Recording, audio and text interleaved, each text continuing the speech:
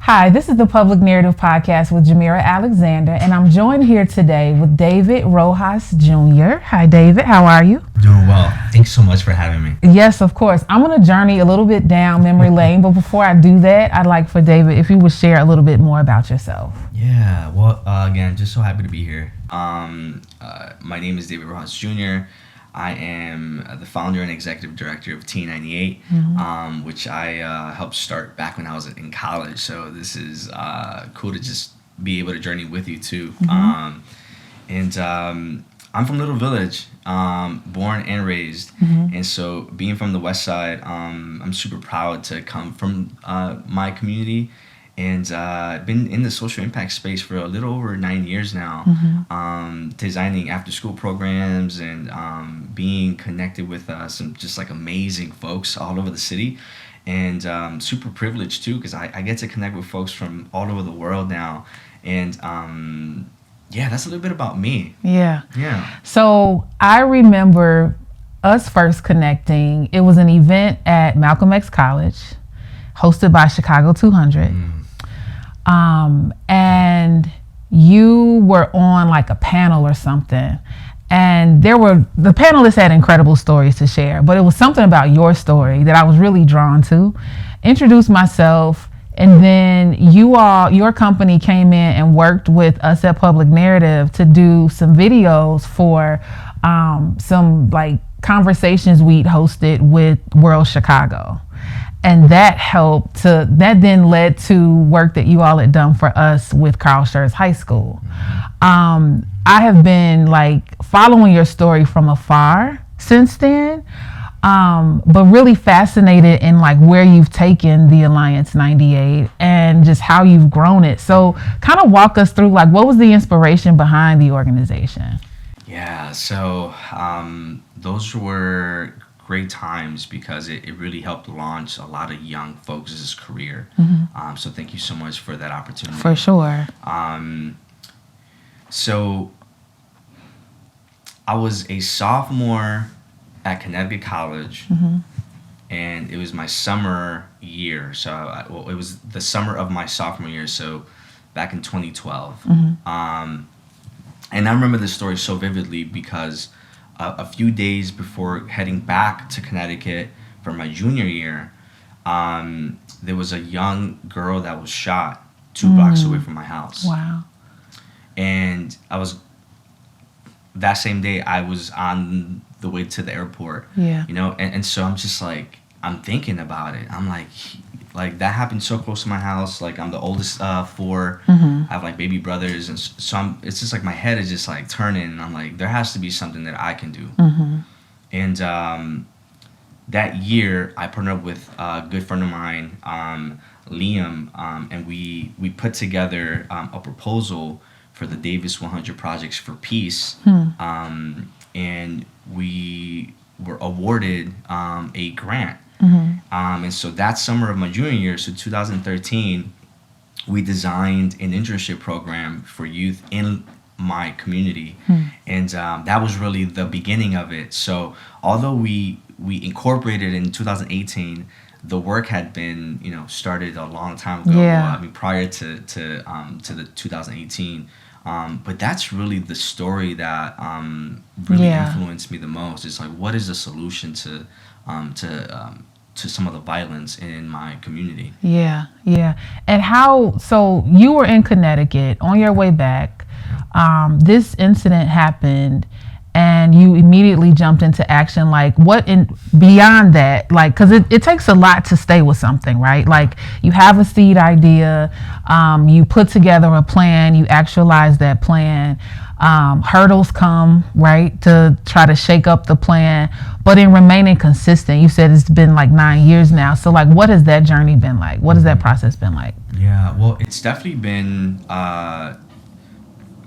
challenging in all the right ways. I feel like even thinking about the name, right? I think there's a whole purpose around why we chose the Alliance 98 and TA 98. And the quick story behind that is what is the question was like, what do we need more of? And it's like partnerships, alliances. And I was like, okay, so we're gonna choose that word. Yeah.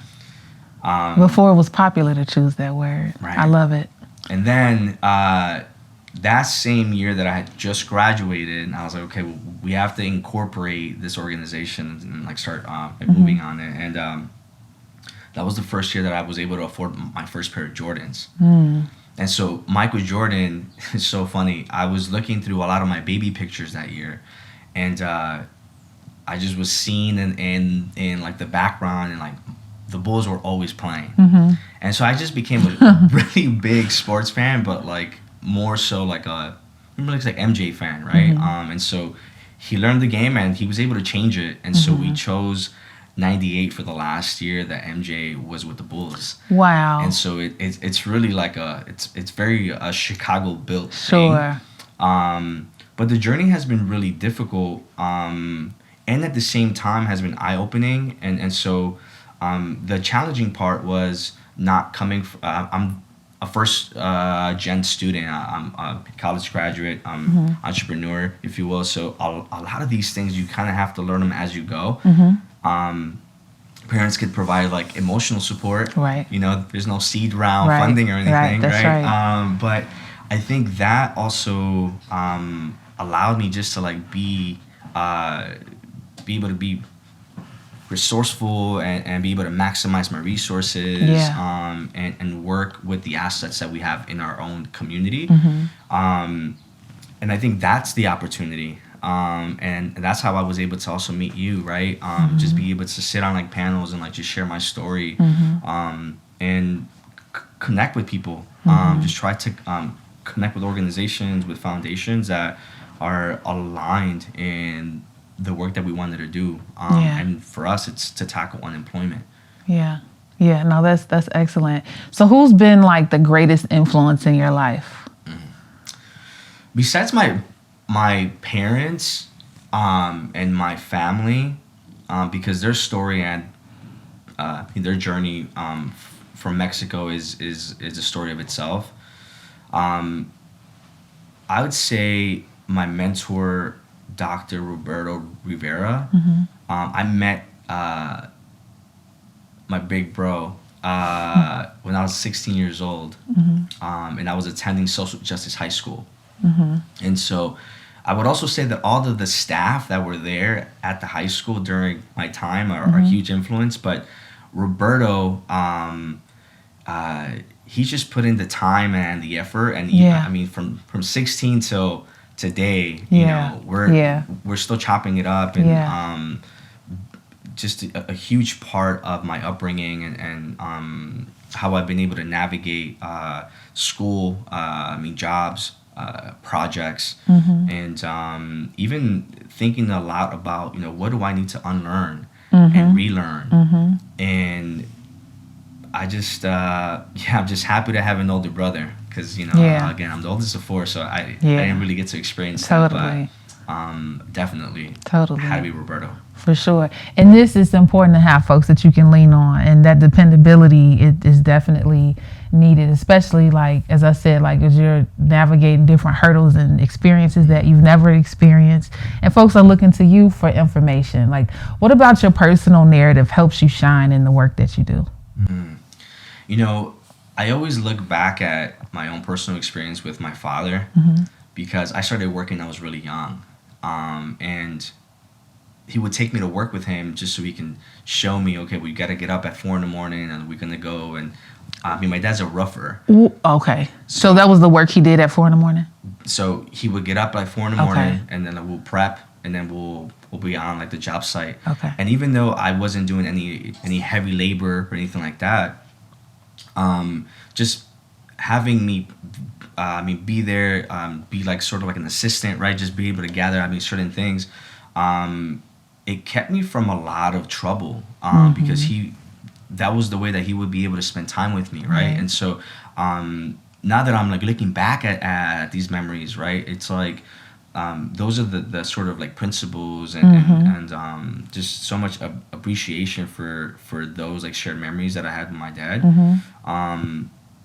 that now I carry into the work that I do in my own community, because I can relate to those stories with the fathers, with the uncles, with the moms, and also with the young folks that are trying to navigate their family life too. And so I feel like through my work also I'm like healing through the work, because I'm understanding right some of the intricacies of the dynamics in our community. Can you look back at your life and see how you've been groomed for what you're doing now? That's a great question. For some reason, like, it goes back to being at social justice high school and understanding the history of how my school was built. Yeah. Out of a hunger strike. And understanding the commitment, the deep commitment that our community had for the young folks, for the next generation. Yeah. And so all of the folks that were on the planning committee, or just like putting the effort and the time, and then me being able to step into that campus, and that beautiful campus, and then be educated by some amazing teachers.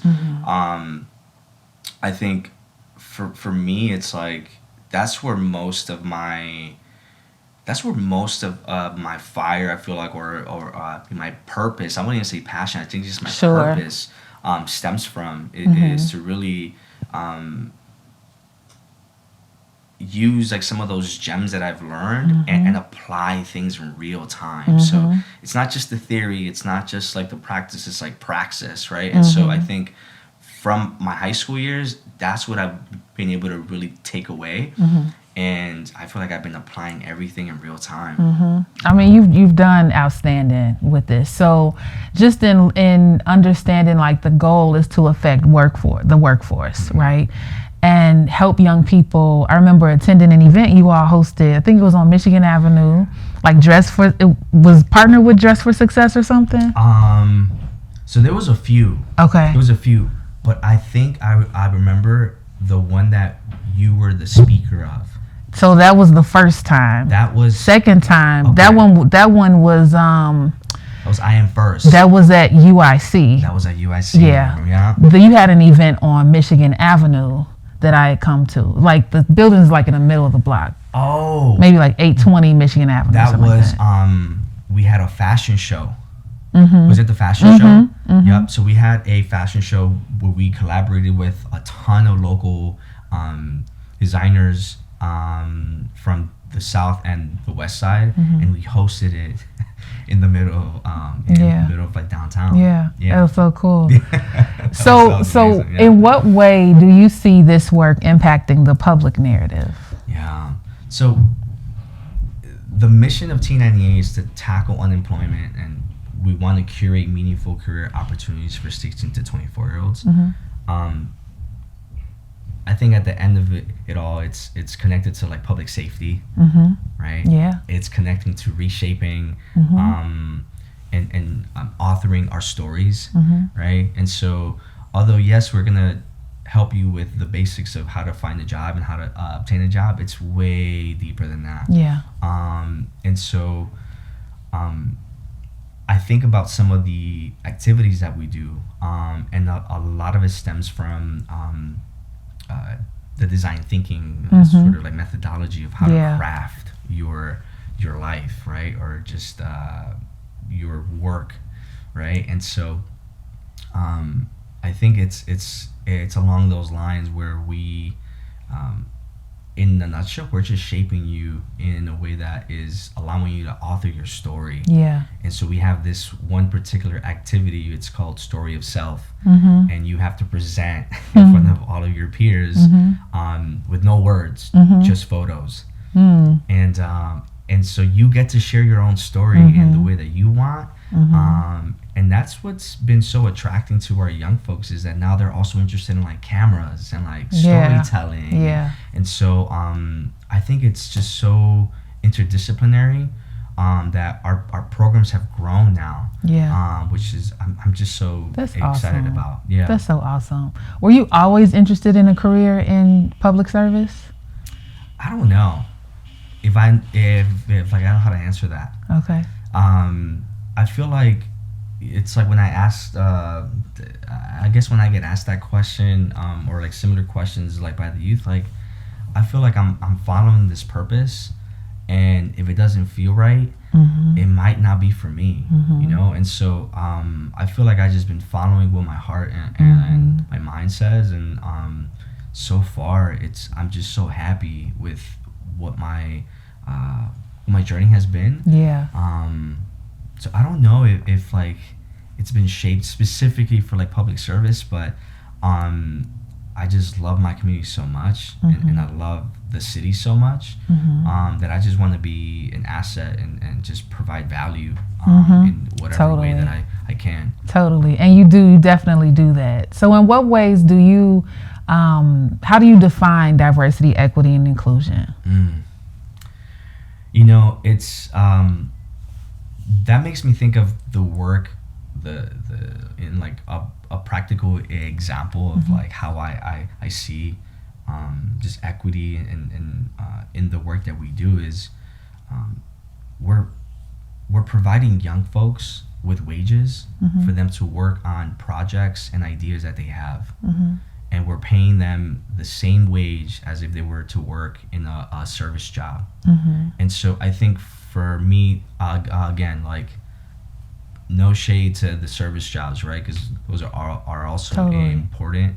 But I think in context to my community, I would prefer you to work on your portfolio if you're an artist, or if you have like project ideas. I would rather pay you to do that and just work on what you want to really do, than you spend your time doing something that you do not enjoy doing.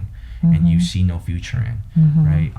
If you do see a future in that and you want to climb that ladder, we'll help you with it. Yeah.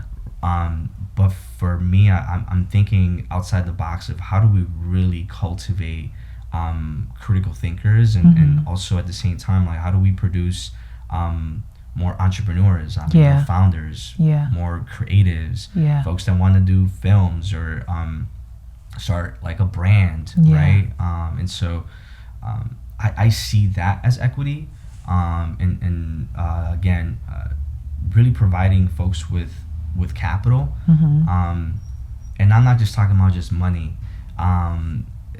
I'm thinking about all the forms of capital, from language to navigational to aspirations, and yes, we need a little bit of money, right, to be able to do what we want to do. And I think for us, that's how we're approaching equity. So we're really thinking about the young person and the folks that we're serving very intentionally. Yeah. I mean, you mentioned just seeking to add value where you are. And it's a matter of like what we're adding value to or ascribing value to.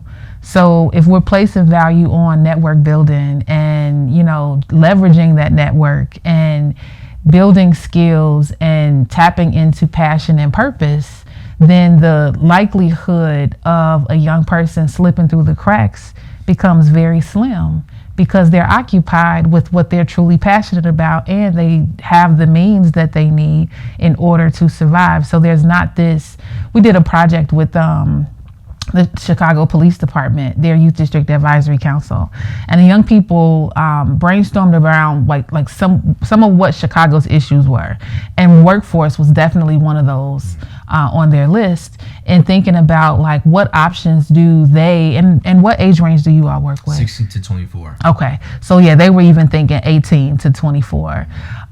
Like what options does that age range have? You know, and to see that you're providing that to them and giving them the tools necessary in order to move forward. Like, are there any success stories you could share from participants in your program? Oh, there's so many.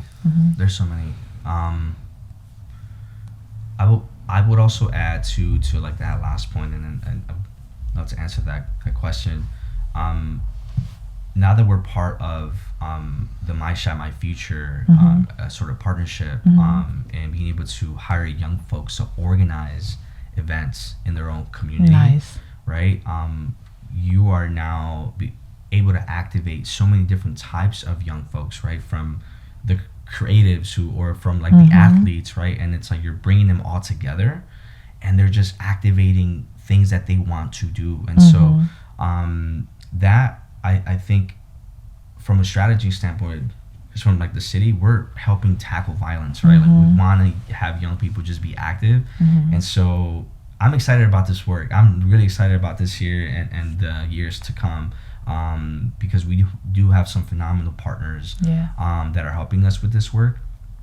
And then some of the success stories, I was on the phone yesterday with one of our students, and I like called him, and he picks up the phone, and he usually doesn't pick up the phone that way, you know? It's just, and so he was just like ecstatic. It's like, I have a show, like I have an art show, it's coming up, it's gonna be food. I was like, man, he's like really hyping this up. Yeah. And I just felt so good about that call, because it was just like, yes, like you are activated, like you are like doing your thing. We're gonna be at the show. Like, how many people can we bring, right? Yeah. And so, and then of course, I mean, you met Joseph, right? Who was part of our first collaborations, where he was helping us build a media arm for TA98. Joseph actually did, I want to say, our first 2 videos, and then he led the team that did the last 2 videos. Incredible. Yeah. Incredible. Yeah. Joseph is one of our success stories, for sure, and he was one of the earlier members that we had. He was in college. He's like, I don't know what I'm gonna do after, right?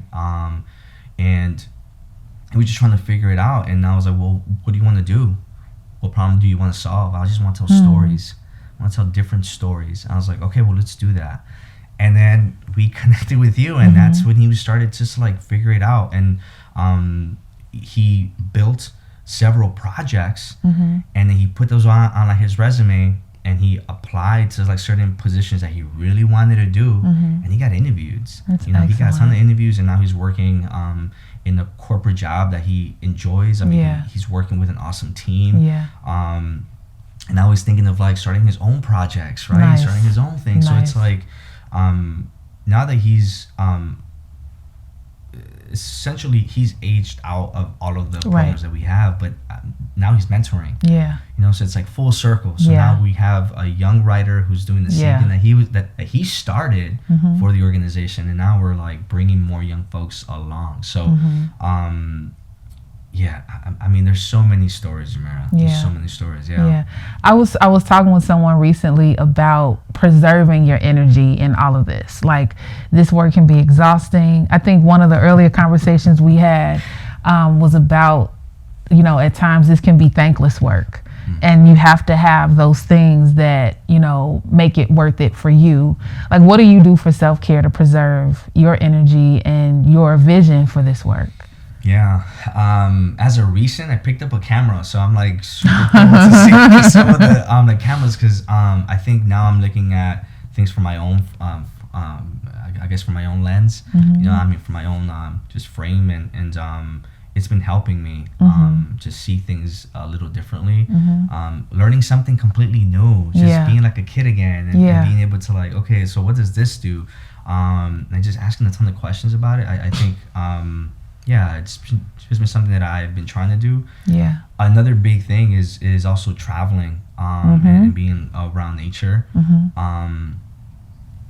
So those are just some of the things that I'm like currently doing. I recently came back from Oahu, and I was out in the islands of Hawaii, and I was able to bring 2 of our young folks from our community to go experience it too. Yeah. And so I guess it's hard to like separate the work too, but for me, just being able to travel, being able to reconnect with folks, I'm trying to do as much of that as I can. For sure. Now, what would you say to someone who is looking to contribute to the world around them, but they don't know exactly where to start? So first thing that comes to mind is think global, act local. Man. You want to unpack that a little bit? Yeah, that's one of our sort of taglines with our organization is like, think really big. Think really big, right? And then what is something that you can do in your own community that can solve one problem? So it's like not what you want to do, but it's like what is one problem that you want to solve, and you start there, you know, and then you find your peoples, you know, you like find folks that are maybe doing some of the similar things, and you like link up, and so that's what I would say. Yeah. And how I would start. Yeah. It sounds like that's how you started. I remember you sharing a vision you had for doing some work back in Mexico.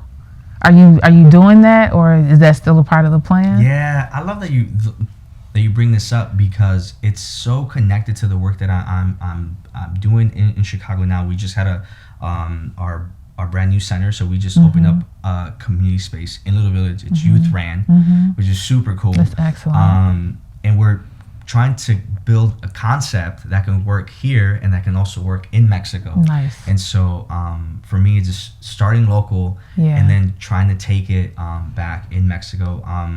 The Mexico project is moving. The next phase now is being able to build out a blueprint for what the space would look like. And so it's coming.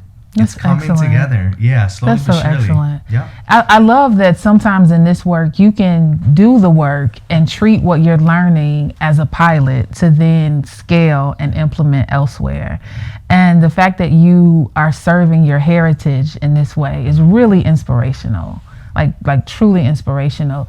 Is there anything that you're looking forward to, like even as the center continues to develop, more young people are attracted to supporting the work? Like, do you imagine scaling this across the city, or is it specifically for Little Village? Yeah, so that's a phenomenal question, and I mean the goal is to be all over the city, right?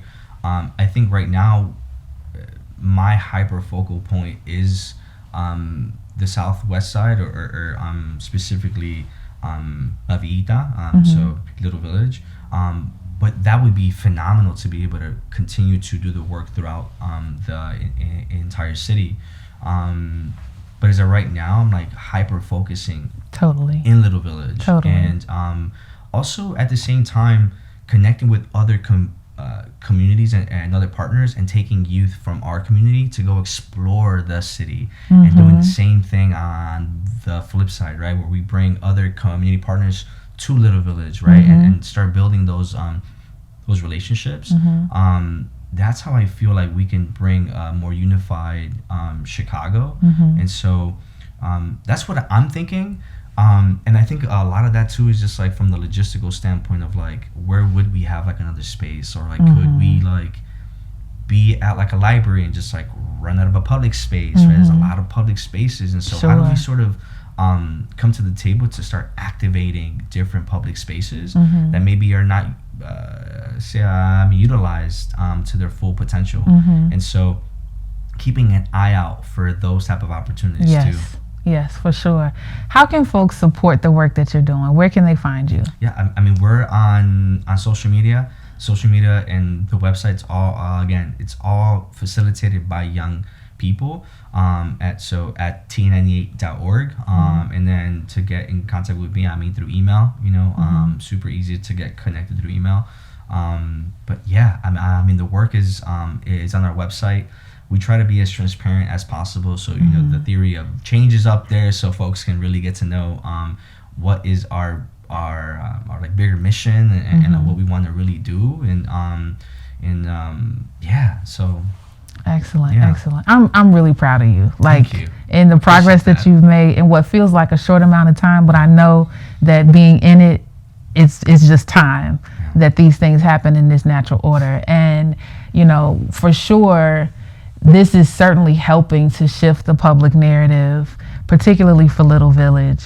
And the fact that you are as connected throughout the city as you are, but understand how to serve home, it's a very powerful testament. So, I mean, kudos to you and your team for all that you've done. Thank you so Truly. much, Jhmira. Truly. Just for being someone that we can rely on, and all the work that you've been able to share with our young folks. And I think this is what we need more of, right? We need more platforms. Totally. And just happy to be in the same space and the same community with you. Absolutely. And thank you all so much for being in community with us and watching this episode of the Public Narrative Podcast. I'm your host, Jhmira Alexander, and this has been David Rojas Jr. Tune in for the very next episode as we talk a little bit more about diversity, equity, and inclusion here in Chicago and what that means as it relates to restorative justice. Thanks. Good. Cut.